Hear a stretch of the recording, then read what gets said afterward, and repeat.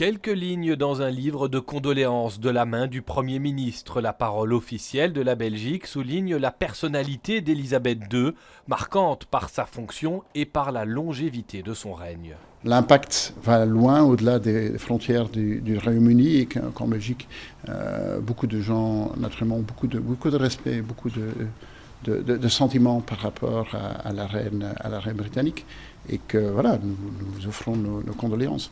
Je ne l'ai jamais rencontré, et sans rencontrer la personne, c'était quand même quelqu'un dont on sait qu'elle a eu un impact très fort et qu'elle avait des valeurs qui étaient très, très fortes. Même décédée, elle semble veiller sur les mots qu'écrivent ceux qui viennent ici, à la résidence bruxelloise de l'ambassadeur britannique.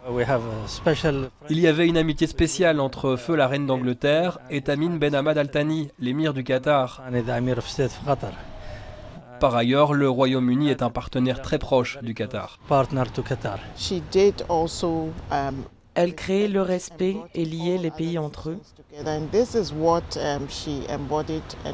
Pour nous, au Ghana, ce fut un choc d'apprendre qu'elle nous avait quittés.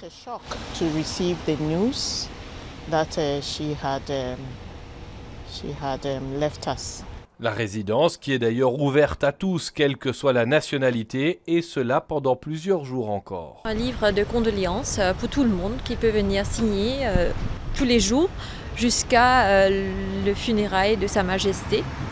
Et c'est ouvert de 9h à 18h tous les jours.